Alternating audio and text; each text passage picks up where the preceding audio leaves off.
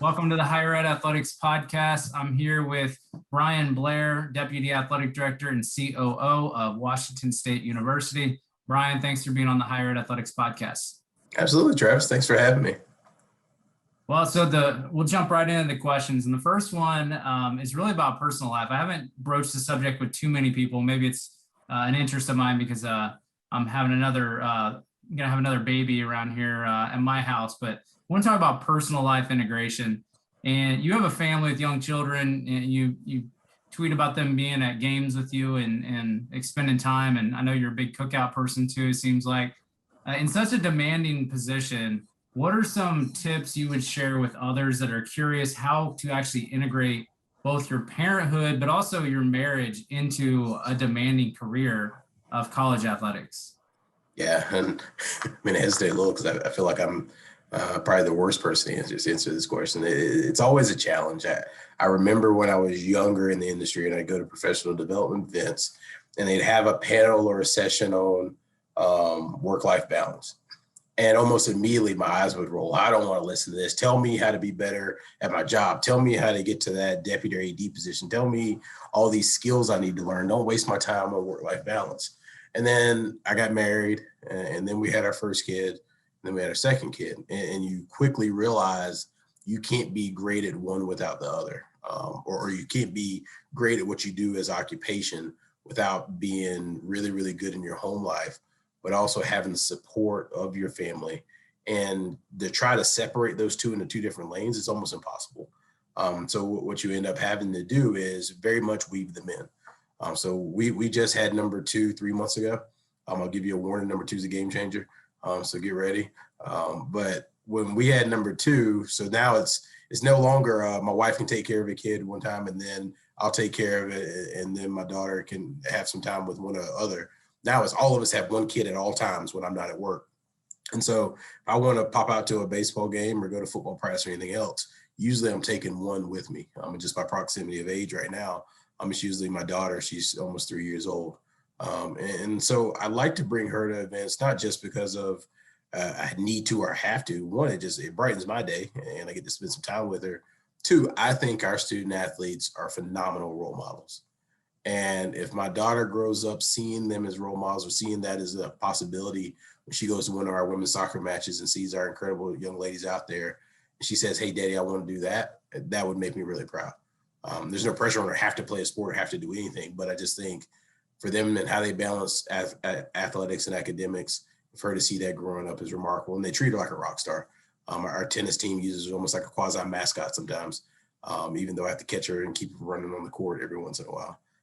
So it's very much integration. It's very much bringing the two worlds together. But if you're out of balance on one, it shows up in the other for sure.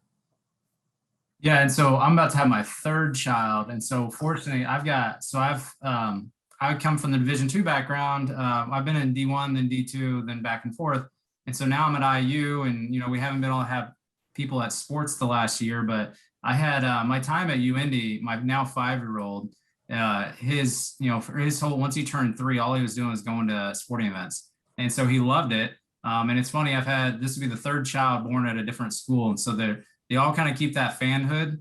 So my oldest is now he's diehard IU, and it drives my in-laws insane because they're Purdue season ticket holders, and my wife is too. So I'm an IU employee with Purdue season tickets in the family.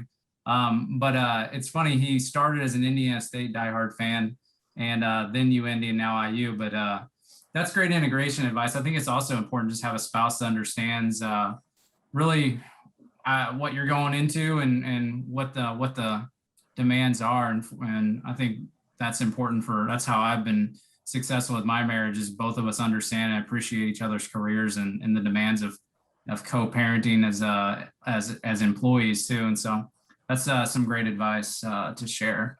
I'd say this too, that required a process that didn't just pop up and happen. Early on when we met, because she worked in the medical field. And so she had no idea. She loved sports. She had no idea what I do for work or what it means. I remember her asking me, what is a sport administrator? What is that? What do you mean you do this on a strategic plan or some of these kind of concepts?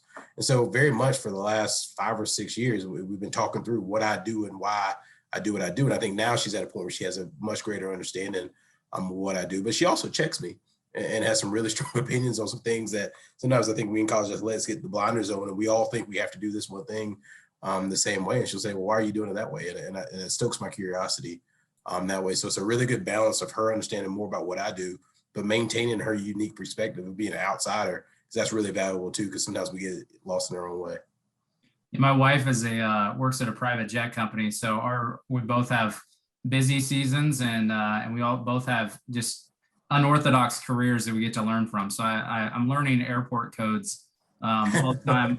I always look and see what the airport code is of people that I'm going to interview in cities. So I don't know what your guys' airport code is, but my wife will correct me on that when this comes out. I think it's PUL. PUL, we'll go with that. We'll go with that one, see if I'm right. Well, let's move on to law school background. So I've seen several senior level athletic administrators, and I've interviewed a lot of them with law school degrees and law backgrounds.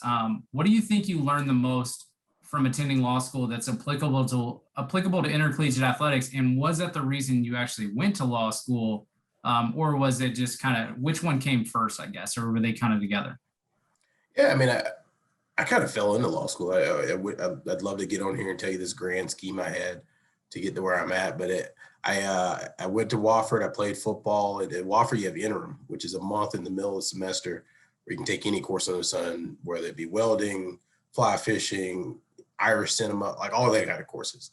And so I took a bunch of them, but one of them I did was a pre-law class. And for 2 weeks in there, I got to intern with a local lawyer, and he was a sole practitioner, owned his own practice.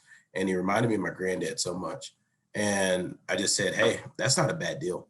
And I kind of went to school thinking maybe I want to be a high school coach or a college coach or something like that. I said, nah, not sure that's it. So I went to law school thinking law school, being a lawyer is the backup plan.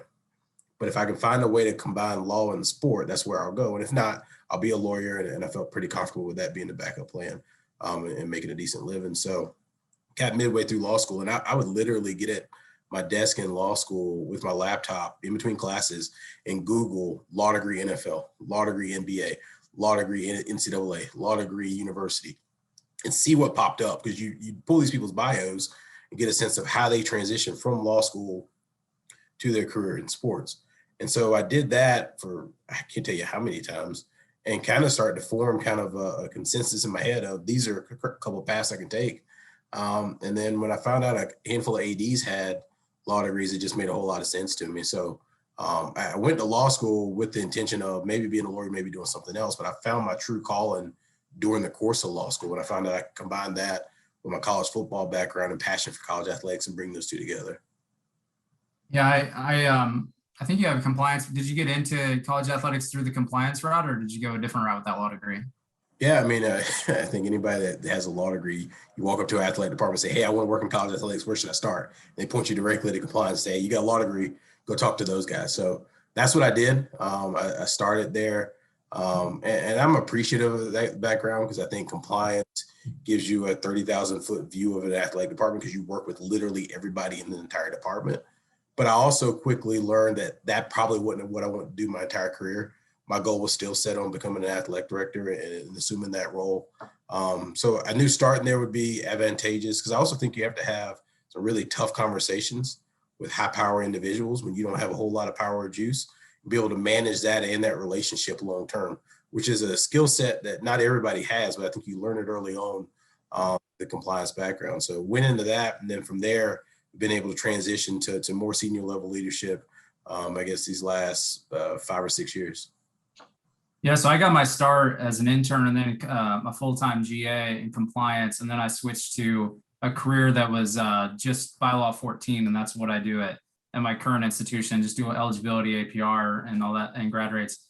But what was interesting is you get to deal with so many different coaching staffs whenever you do compliance. And I imagine as a sport administrator, which we'll get to sport administration in a little bit, but I imagine that was just a great intro level too. Not only you learn the rules, the tough conversations, you're also, not every area gets to touch base with coaching staffs, especially when you get to bigger departments. And I'm sure that's helped as well. You know, I am curious with your law school. I never do this, but I told you before, I think unbeknownst to me, I snuck in an NIL question. Probably because the law school, and I just keep seeing, people like Darren Heitner educating all of us on Twitter about NIL, and he's like the lawyer I go to follow everything. And do you think you'll be using these law and compliance skills to wade through the waters of NIL once everything passes? Yeah, I'd probably say I already am and consistently use the law degree and some of the lessons learned. I mean, I think just generally speaking, before we hop into that, getting a law degree gives you analytical skills unlike anything else. I remember coming home the first Christmas after my first semester of law school, and I noticed I thought and talked different about things because you analyze every aspect of every decision you make, pros, cons, you argue against yourself before you reach a conclusion. And I think those analytical skills sometimes provide you a ability to almost predict the future in some scenarios, right? Because you've thought through every possible scenario that could come out of it and already determined how you would respond. So no matter what happens, you've already thought through the appropriate response and how you'll carry that forward. And I think that's really helpful in the world we live in. Just like we're talking about NIL, none of us know exactly what's going to happen. We're all giving opinions or thoughts on what we think may happen, but none of us know. And I think those of us with analytical skills are thinking, okay, there's these 5 or 6 ways this could go. How do I prepare for all 5 or 6? And what's the best option that gives me the most opportunity based on the 5 or 6 options or ways this could turn out? So I think that's one aspect of it. But I also think when you're talking about the NIL, you're reading a lot of legislation, both federal proposals, other state laws, and trying to weave through those pieces of legislation. You're looking through the NCAA rule book and how those things overlap. You're talking to your government relations folks, a lot of times who has law degrees. I mean, there you go. You got one of those. I burned mine a long time ago. But I think that bringing all that world together, and then you roll in social media, which I'm a fan of. I enjoy social media. And then student athlete development, which I'm a huge fan of, and one of the units I've enjoyed to help out with here. You bring all those 3 together, that's my background to a T. And I think that's why I've enjoyed so much talking through this NIL space and trying to make sure Washington State's prepared long term. Yeah, it's going to be interesting because I don't do that in my job. So I feel like I get to just sit back and just watch all the developments of NIL. And what's surprising me is just how many companies are just popping up without really even understanding anything. And some are doing it better than others, I believe. And I know it's frustrating for everyone. So, but it's gonna be interesting to see how everyone deals with NIL at different schools, different levels of NCAA, and because it's not just D1. So that'll be interesting. Let's kind of talk about professional development. Let's kind of jump to continuing education because I feel like you're similar to me, and the fact that we're both curious. I think following you on Twitter, it's been very clear. The only reason I do this podcast is because I'm interested in expanding beyond my regular job, and I get to learn from other people. I've noticed on Twitter you're an avid reader. We used to, I think, share a couple of book titles with each other. And so, what type of books are you usually drawn to? And then, what are you trying to get out of a book? And then what are there any that you recommend to people now that they might have some time, unless you're dealing with NIL, you might have some time. Yeah, I mean, I it's funny because growing up, I don't know that I'd be described as an avid reader by any stretch of the imagination, right? And you get to law school, and then it's just speed reading all the time because you got to prepare for class the next day. And then I probably took a little bit of a break, and then as I got further along in this industry, I noticed a lot of successful people read a lot. So that cued my interest. I may be a little unorthodox in what I choose to read because I pursue more business-oriented readings more so than anything from a strictly, hey, here's how to be a leader, here's how to do sports. I shy away from some of those topics much for like business-related books. And so The Ride of a Lifetime by Bob Iger from Disney is one of my all-time favorites because I think it includes some really cool lessons in there, but it also talks about a visionary leader. And it's inspiring at the same time you're reading it. So I put it down with so much inspiration to be entrepreneurial. My dad's an entrepreneur. My brother's an entrepreneur. It's in my blood. I love that spirit. And to read a book about somebody who did it at a really high level at Disney and reinvented that company, but also he drops nuggets throughout the book. It's really, really cool to read something like that and see. Also, Rockefeller Habits or Mastering the Rockefeller Habits. Jim Cavall from Influencer actually gave that one to me, I think 2 years ago. He told me about it because he's an entrepreneur by trade. And I picked that up, and it talks all about be an entrepreneur, but it also has some really good nuggets in there about strategic planning and how to implement a plan and a vision and a core value set within your business or company. And then I realize athletic departments are not businesses or companies or for profit by any means, but I think some of those skill sets translate from being an entrepreneur to being a leader in college athletics. And then that's me to a T. Curiosity is one of my 5 core values that I've got. And so learning about business and then taking the lessons I learned from those business books and saying, okay, what would be analogous in college athletics? Like, right, what's the comparison for college athletics? If you're talking about a board in business, what's the analogy? If it's a customer in business, what's the analogy on the college athletics side? And going through that mental exercise is just a lot of fun for me. One of the most recent books I read was, is it the Cinderella story, I believe? And you mentioned in one of your podcasts when you interviewed some of the staff from Gonzaga, but it's about Butler basketball and their rise to prominence and what that meant for that campus. And I read through that and they articulate the value they presented to that campus. I think that's really cool to read through because we're all constantly talking about the value we present to a campus or the value that we provide. Yeah, there you go. See? Yep. So it's right here. I have not read the whole thing yet, but yeah, it was Jerry Logan and Graham Honecker, and excited to read it now that my semester's over because it's just interesting. It was with the Gonzaga athletic director who wished he'd had the copy when he was in the bubble here in Indianapolis for the tournament. But I read part of it and it's already really good. But the ride of a lifetime, I have to admit, I kind of cheated. I did an audiobook, but I do those once in a while. And that one was just awesome I understand what you're talking about because you could talk about the disputes with the board and the challenges of the board, and then all the mergers that went into Disney Plus and just literally everything in there. I feel like you can find some way to transfer it to college athletics. And so not surprised to hear about that, but yeah, it's one of those awesome books. Another one a higher ed book that people might be interested in is Designing the New American University by President Michael Crow, Arizona State, Pac-12 shout out. But also he has a new book called The Fifth Wave that's similar, but a newer edition. And so there's just, I've got asked, do you ever read fiction books? And I said, yeah, in like 5th grade, I think I read my last one. Fiction to me is turning on Hulu or Netflix when there's not sports on, but you can just read so much about nonfiction. And I don't know about you, but I think a reason why I shy away from the leadership books is because I like to break down and analyze the person telling stories and how can that be applicable. So that's good to hear. And I don't know if you got any books you're going to read this summer, or are you just trying to catch up on life in general? Yeah, a little bit of sleep with the newborn still in the house. But I'm like you, I don't like being spoon fed. Hey, here's how to do this. Here's how to do this. I'd rather read the book and then draw some of my own conclusions or go through that mental exercise of why did this work the way it did. There is one that I picked up. It's called All In. I think it's Robert Bruce Shaw. And it talks about how obsessive leaders accomplish extraordinary things. And to a degree, and my wife would certainly agree, I am obsessed with this world of college athletics and pursuing my dream. So if you catch me driving down the road on a road trip, I'm listening to a podcast, maybe yours, a lot of others. If I'm on my bike on a ride, even pulling my daughter, I'm probably listening to interview, ADU, something.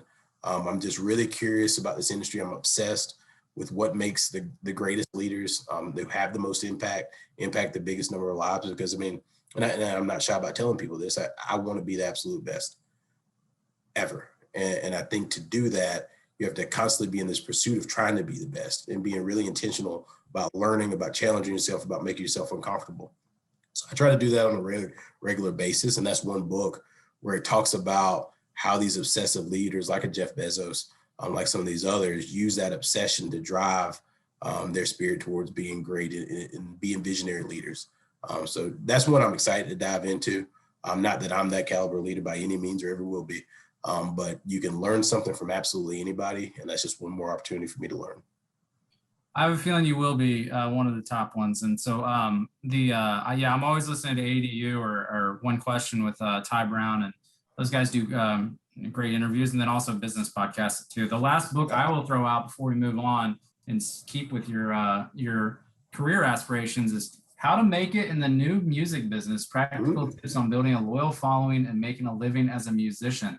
I am not a musician. I never will be, but it's a lot about streaming and entrepreneurship involved in there. And I just like to, sometimes you just got to get, who knows what you can learn from the music business to bring to college athletics. I'm sure there's something about media rights in there. So that's my summer read. But those are the kind of things that inspire me, because I mean, if you're a musician, you've got that entrepreneurial spirit of making it on yourself and on your own talents. And talk about name, image, and likeness. I mean, by virtue, those musicians are using their name, image, likeness, and talents to profit off themselves. So I think there's a lot of crossover carryover lessons. There'll probably be a new edition just on NFTs for musicians. And so I still can't quite totally understand that. Until I learn more about it, I'm not asking people on the podcast about it because I like to educate myself before I bring it up. All right, so let's talk about you in general. It can be you, but I'm also speaking to senior level administrators. But I'm sure it's known the many deputy ADs or senior associate, senior assistant, whatever the position's called at an institution. They aspire to become an athletic director eventually. But how do you balance those aspirations of putting yourself out there for potential opportunities while also keeping that demanding current job 100% in front of you? Because I feel like you have to take strides to demonstrate that your ultimate goal is the AD chair. And maybe that's why these professional development ones, they're hard to get into. A lot of times you're invited, and I talked about that on Twitter recently. But what is your philosophy on that? And then any advice for people that their career might be 5 years behind where yours started, that they're on that trajectory behind you? Yeah, I mean, probably two things come to mind. I mean, that one, who you work for matters the most. And in terms of learning, in terms of developing, in terms of your next steps, who you work for matters the most. And I'm not sure I necessarily knew that early on in my career, but I worked for a guy named Chris Rogers in South Carolina. And I went back there because it was the University of South Carolina. That's where I got my law degree at Gamecocks. I love that part of the country, is near family. I underestimated what I was walking into because Chris had this huge national network within the field of compliance. And by virtue of working for him and doing pretty good work, I noticed my network grew just by proxy of working for him and being connected through his network. And so a light bulb kind of went off of how the talent, because he made me a better professional top to bottom, working for those individuals, how that can make you better in addition to what you do on your day-to-day. And so I followed that up. I worked for Joe Cargard at Rice, Stacy Mosley, and then here Pat Chun as far as the AD, and they were all very different, but they all took an interest in growing me beyond what I was hired to do and fed my curiosity with more tasks and keeping me on my toes regarding letting me do more things. Joe, towards the end there, I was able to lead and MC our all staff meetings.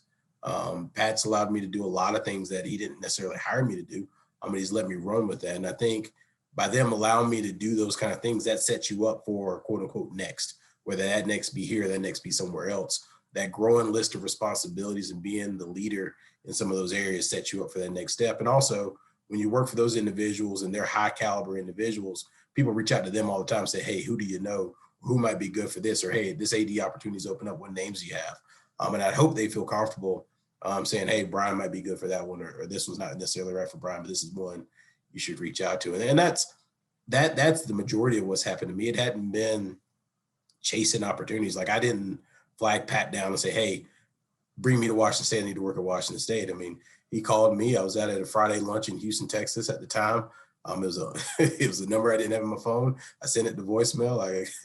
I listened to the voicemail a little later afternoon and said, let me give him a call back. I told him it wasn't a great time. My wife was 8.5 months pregnant. So for me to hop on a plane and fly across the country to interview, like it didn't make a whole lot of sense. I might miss my child's birth. And we kept talking and we made it work. But I think by me being in a position at Rice and working for Joe and doing this next thing I'm going to talk about, which is networking for knowledge, I was able to expand my own network. So I don't believe in running up to speakers at conferences or events. Maybe I did when I was younger, but now I very much try to reach out to people for knowledge. So Travis, so I reach out to you, it's not, hey Travis, I know IU's got a position open. Can you help me get that position? is, Travis, I know you talk to a really lot of people. I'd like to learn how to be better at being a podcast host, or I'd like to be better at what book should I be reading right now? And focus on that, because that's focused on making me better. But also, hopefully, Travis, you may have some questions in return that I can answer for you that may lend something in your life. And then we've got a mutual relationship that's not built on a transaction of some sort of helping me get to the next level. And I've really, especially the last couple of years, really focused on that much more than anything. And I lean on my network a lot. If we're hiring a coach here, I'm making a staff decision, or I'm struggling with something personally, or it's NIL or any of these other topics, there's a handful of people I call and say, hey, what do you think about this? What do you know about this? What would you do if you were me? That makes me a better leader, a better individual, and it sharpens my toolkit. Whether that ends up those individuals saying, hey, Bryan would be good at this or not, I have no idea. But that networking for knowledge is something I try to tell a lot of young people. Focus on that. Don't focus on just growing a network for the sake of growing it, and or trying to get the next job. Reach out to people with the intention of learning something, of getting better, or of offering something back. And I think those next steps take care of themselves. Yeah, it's one thing that sticks out is you working for Pat, and I believe is part of the Ohio State Gene Smith tree that he's built, and I think he probably appreciates and acknowledges that his deputies or senior level administrators do aspire, and they realize that if I put in the good work, then that's how you get your opportunity. Now, would you recommend that a senior level administrator, do you feel like they need to, if they don't feel like their AD knows that, to basically make it known, like, hey, I'm going to put in great work, my ultimate career goal? Or do you just kind of keep your head down and just hope that they realize and they leverage that network? What would you do in that situation if maybe it wasn't as clear to Pat that, hey, my goal is to be an athletic director? Yeah, I mean, that's a little bit of a challenging one for me to answer, just because I've tried to make sure, and I touched on this a second ago, that I've got bosses that I view as great. And part of being great is having an interest in growing me as a professional, even if that means me leaving the organization one day. And if we're at a point where we can't have that conversation about my future growth, both there and somewhere else, then I'm probably not working for the right boss. At least that's the way I view it. That's not everybody's approach. But I would hope my coworkers here, when they approach me and want to bend my ear about a potential opportunity or thoughts, that they feel like I'm supportive too, even if that means I may have to go out and hire their replacement one day because I just lost them to another institution. Like that to me is the way it should be. That doesn't mean I'm trying to promote everybody. That's not the case at all. But I do try to keep an open mind and really think back to my shoes when I was in their position. Would I want to look at this, or what would I need? So I've been fortunate, especially Pat and Joe, that when opportunities have presented themselves, or half the time they're presenting opportunities to me. So then, hey, Bryan, this IED opportunity popped up. Is that something you'd have interest in? Or I saw this, and we talk through them almost as hypotheticals sometimes. That makes it so I never feel like I'm walking on eggshells to talk about these opportunities. And I think you heard my boss on one of the videos I did, or Pat's boss, I should say, President Schultz, talk about that. That if you've got rock star employees or talented employees, don't hold them back from looking at other opportunities. Encourage that. Because you want people that other people want. You don't want the person that's stuck there that can't go anywhere else, I think. And so I've been blessed to work with a lot of people that have helped and looked out for me. I've been open to that conversation. But every time I get somebody to ask me that question, and I struggle because I don't have a good answer other than you may need to find a new boss, just because I've not been challenged in that facet yet. Yeah, and I think people also need to look within and see what do they actually want to do, because coming out of college and even out of my master's program, I thought I wanted to be an AD. I was like, I think I have the mindset to think differently and do that. But then all of a sudden I have a family. I'm one of the few that get to work at the flagship institution that they went to school at, but also that their whole family lives in. I live a town over from my hometown, and I don't aspire to go across the country to different schools. I like staying here, and if that means it's never going to be an athletic director, I'm fine with that. But it doesn't mean I'm not curious. But I just think I was going to ask you, what should some of these people that maybe feel like they're overlooked, or they aren't a senior level administrator yet, what they can do to learn. But I think between you and I, we've been talking, and hopefully they can pull those nuggets out of themselves. I mean, I don't host the podcast to make money or anything. I mean, let's be real, like, it doesn't make money. I spend money to keep my website up, and I spend a lot of time interviewing people, but one last nugget is people, if they say, I don't really want to be on a podcast, then I hit them with the request, well, I really just want to talk to you and get some advice. Can I talk offline? And people that I interview, I usually spend 10, 15 minutes before and after recording, just talking and asking questions that maybe I don't want, or they don't want to be on the air, or just to be able to expand a little bit. And I think people just need to have those honest conversations like you did, but I think they also need to probably think about, do I really know what this job involves? Am I willing to move to, kind of go different trajectories? Or am I okay just staying at this school and doing this type of job? And I love it. And that's kind of the situation where I'm at too. And so I think people just need to think about that. But that's some great advice. Yeah. You just hit on something though. I think one of the challenges or problems in our industry is everybody feels like if I don't say my goal is to be the AD, that means I'm less than or inferior. And that couldn't be further from the truth, right? I mean, just because you say your goal is to be the senior assistant nutrition services provider, doesn't mean that you're less than, or you're not ambitious, or you're not a hard worker, you're not cream of the crop. It just is what it is. You got to do what makes you happy in life. And I think this peer pressure we've created in college athletics that everybody has to say, I want to be the AD, is just, it's unhealthy in a lot of ways, I believe. But I think what you touched on was very much the value of self-awareness and knowing yourself, knowing what's important to you. I would take that a step further too. When you're asking those questions or wondering why your boss doesn't support X, Y, and Z, sometimes you need to ask, am I doing everything I need to do here at the highest possible level? And I think having those truth tellers around you to be able to say, hey, Bryan, actually, you're not doing a great job at this, or you could do a lot better at this, or you kind of messed up on this one, or you're not going about this the right way. Having those people in your circle that can check you can help protect you from some of those. Because sometimes you got some individual bosses that they know you're not ready for this or that. They won't tell you that because they don't want to crush your dreams. You need those people around you that can give you that hard reset and say, hey, actually, you're not ready for that, man. And this is what you need to do to get ready. And then you put together a plan so you can have those conversations. Because so often at times I feel like we get around individuals that are scared to tell us the truth. And I want the truth. I want to get better. The only way to get better is to be challenged on some of the things you believe and get uncomfortable.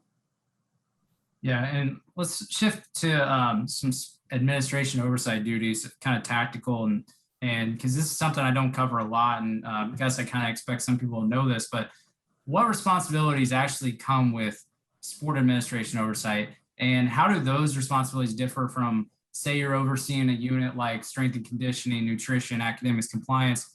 What do those roles actually mean? Just so that maybe people are just scared to ask, or they don't know, like, what goes into those types of things. Yeah. I mean, the sport administration one's hard because I think it's different for every institution and probably every sport, right? What I do and how I'm involved in football may be different than what I do with track or tennis or swimming or some other sports. Not better or worse, just different. I think the past two institutions I've been at, you've very much been as a sport AD, kind of the mini AD or the day-to-day AD for that sport. So as things pop up, as problems pop up with various units, with various issues, they come to you and say, hey, one, I want to let you know this is going on. Two, do you have any thoughts about it? I think the sweet spot is when your coaches understand that you're a great sounding board for advice on what they're going through or think through problems. And luckily, I've got a relationship with a lot of my coaches where, hey, Bryan, I'm thinking about this roster issue, or I'm thinking about this deal that I want to do from a promotion standpoint, or marketing asked me to do this. What do you think? And then we can just bounce ideas off each other before they go through the final decision. To me, that's the ultimate sign of trust and respect, that our relationship's at a point where we can be that sounding board from each other and just talk it through, rather than this boss subordinate kind of. I don't like that. I'd rather have these conversations, especially with the sport AD, because ultimately all our sports report to our AD. No matter what sport it is, ultimately they report to the AD. Sport AD is that liaison in between. Now, is my boss more heavy-handed in football than he is swimming? Maybe, yeah, probably so. But that relationship changes on those. As far as the units, I think it shifts from the sport AD, where you're there to support and really be the fullback for the program. That's how I view it. That I've got to knock down these hurdles, these blocks, these challenges for my coaches to be successful. I think you're still doing the same for a unit. So if it's student athlete development, I want my student athlete development leader to be the best in the country. What can I do to ensure that she's got that ability? How can I knock down those challenges in front of her to allow her to be her best? And a lot of people call that servant leadership, but I believe that's what you need to be able to do. But Also, I'm probably way more heavy-handed in those support units as far as talking to those leaders, making some decisions on a day-to-day than I am on the sports, because the sports, while it's defined, you just never know where issues or problems pop up at. Just because you're dealing with student athletes, you're dealing with recruits, you're dealing with head coaches. There's a lot in media. There's a lot of influx on the other side of it. So we, just like most places, we have a handbook, we have rules and policies. I bring together our sport administration group for all 17 sports here. And we talk through scenarios or issues that need to happen, or make sure we have a consistent approach. But again, being that sounding board, being that liaison for that program and figuring out how you can help make them better, I think is how I primarily view that role. Shout out, you said swimming, shout out Matt Leach. Yeah. IU person, and also worked with him in Indiana State. He's an awesome coach. So no, that's great advice. I mean, would you say that, I assume the question is yes, or the answer is yes, but maybe expand on how critical, or maybe it's not as critical and something can be learned, the sport and the unit oversight is to, once you are that senior level administrator. I'm guessing that's a critical area for you to maybe take that next step to be an athletic director, because you really get the view of the sports side and the unit side, which can involve a lot of different areas. How critical is that to preparing to be an AD? And you're in obviously you're not an AD yet, but as the deputy and the COO that oversees a lot of those areas, I'm guessing that's something that you think is going to be valuable for whenever you're on interviews and you maybe you're working with a search firm or something like that, to actually have that as an appreciation. Yeah. I mean, I think leading and managing people is a skill set. And the only way to get better at that skill set is to practice, right? And get more reps. No different than football practice or anything else you're doing. You get your reps in. And so I think by virtue of leading multiple units in multiple sports, you get reps and going through these issues, having some of these hard conversations, experiencing success, experiencing failure, hiring individuals. You learn a lot on the job as you're doing those, especially with the unit support. I think with the sport oversight really pulls off any silo that you may have had in your past. Because as that sport administrator, you work with development, you work with academics, you work with the business office, you work with student athlete development, you work with Title IX on campus, you work with literally everything. So once you're a sport administrator, depending on how long you do it, you'll see everything under the sun that could possibly be an AD. Now, depending on what sport you oversee, it may be at varying degrees or varying levels of intensity. But it really pulls the blinders off to a full athletic department. That's why I think sport administration is so important, because if you came up through compliance, you came up through fundraising or business or whatever have you, your background is somewhat siloed and you probably branched out a little bit as you got older. But once you have a sport, then all that gets pulled off because you're interacting with every unit. You're learning a lot more at a higher pace. And that's one of the things I enjoy about it, is that you literally get a hand in everything again, and get to understand all the pieces that touch an individual program and how they all fit together. So to be able to take that next step to sit in that AD chair and manage an entire department, at least at that point, you got more reps in, you've overseen more people, and you've also overseen a sport that deals with all these things that get tossed at a particular program. Hopefully you're better suited. Now, everybody tells me you don't know what it's truly like until you're in that chair, and I believe them. I have some idea, but I make a lot of suggestions right now. I don't make the final decision. I make a lot of suggestions to Pat. He takes them, he doesn't take them, and then he makes the final decision. So I want to fully acknowledge that. But as far as being prepared as possible, having that unit in sport oversight, I do think is critical just to get the reps in. Yeah, that last part of making the suggestions versus making the decisions, that's a giant leap. I had early in the podcast, season 1, Mitch Barnhart from Kentucky, and he talked about that, about how he has, pretty much in confidence that he will go to with making his decisions. But I'm sure everyone can benefit from that. So go listen to that episode too. Let's talk about, as we wind down here, the pandemic a little bit. I think it'd be short-sighted not to mention that it's changed college athletics. Now that we're kind of through a lot of it and we think we're returning to normal, let's think about what's next. So what are some things you think that as an industry we learned from the pandemic? It's open range to anything in college athletics. And do you suspect there will be any changes to operating an athletic department coming out of it that will actually stick around from what we had to change in the last 18 months?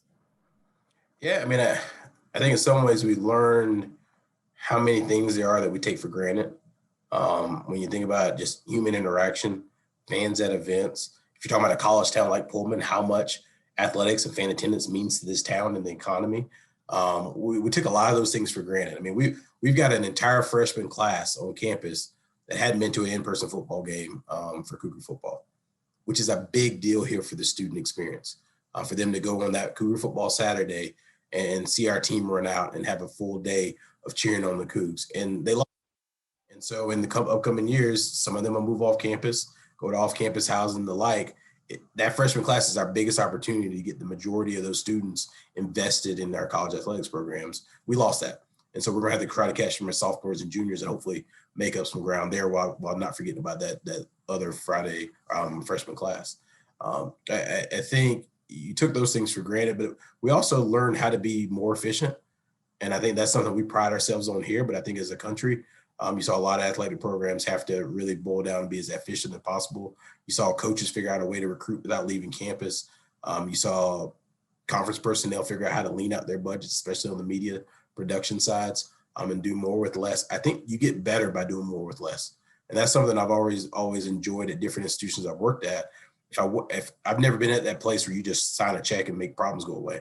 I've always been at a place that you have to think creatively about your solutions and be efficient with your dollars. I think that makes you better, even when you are in an institution that has a little more resources, because you're thinking, okay, how can I get the most out of this dollar and make ourselves better? So I think those are some things that we maybe got better being as efficient as we need to. I think the value of Zoom is here to stay. And whether it's Zoom, Teams, whatever you want to call it, this idea that we don't have to come together or fly across the country to be together for certain events or interview 2 rounds of in-person for certain position vacancies that we have. We can do a lot through Zoom and weave that into our ongoing discussions. But I also think and we haven't ironed out all of this, but it provides some of your staff some flexibility on where they live and work, more so than maybe we imagined before. So if it's during the summertime and we've got a little bit lighter load on campus, does it make sense to allow people to work virtually for a handful of those days to balance out that work-life balance and get some perks of working here that you wouldn't see other places? And I get the sense, I talk about reading business a lot of other companies are thinking that way, especially with younger generations on, are there carrots we can dangle out there between doing this and talking on a video conference for a couple of days a week versus being in the office full time for 5 days a week? And does that open up your candidate pool? I think these are the questions that we're starting to ask ourselves long-term on what that means. But I keep coming, I'm a positive person by nature. And I think any hardship makes you better if you use it the right way. And I think this year has been wildly challenging. The unexpected of it all has driven me crazy half the time. But I think coming back from it, we're all better because of it. And we're stronger because of it. And our student athletes are stronger because of it. And I hope our country's stronger because of it at the end of the day. Yeah, you think about it, I mean, especially the work from home thing and being able to be a little bit more reasonable about that. In America, like, it's just not what we would never even consider this unless the pandemic forced us out of the office. And I forget what book it was about, like, let my employees go surfing or something like that. And just that's what came to mind. I remember seeing that book about a month or 2 before the pandemic hit, and I was like, yeah, that'll never happen here.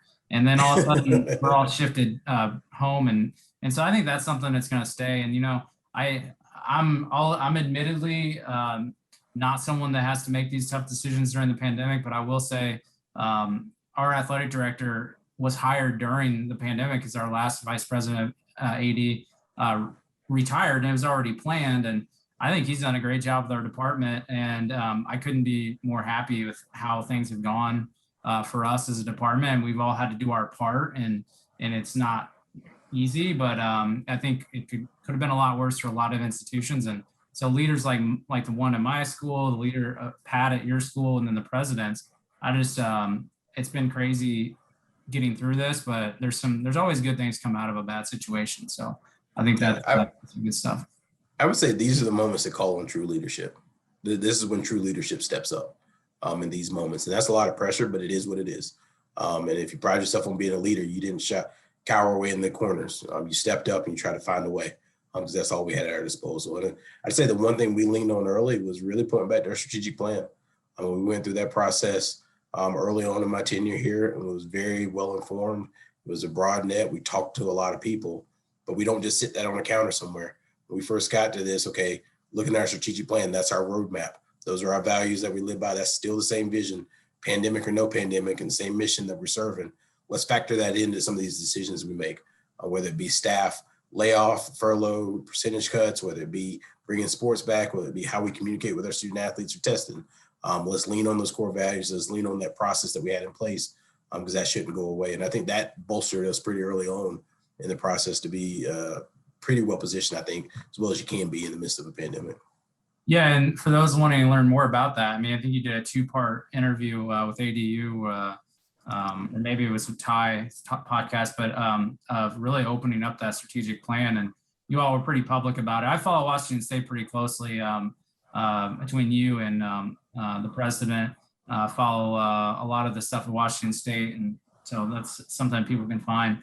And the last thing I'll say on this question, then we'll go to our final question, is I was very impressed with not only my institution, but other institutions' digital media and social media, with not having fans and how they get creative. I know a lot of them probably got really burnt out, employees doing that. But gosh, it could have been a lot less exciting sports without those people. And so that's, those people might not even, I don't even know, digital people probably aren't listening to my podcast, but if they are, I was so impressed by IU and other people. And so that's the last thing I'll say there. Last question is, it's kind of imagination time. So, and I gave you a prompt, so this isn't out of the blue, but if you don't have one, cut it out.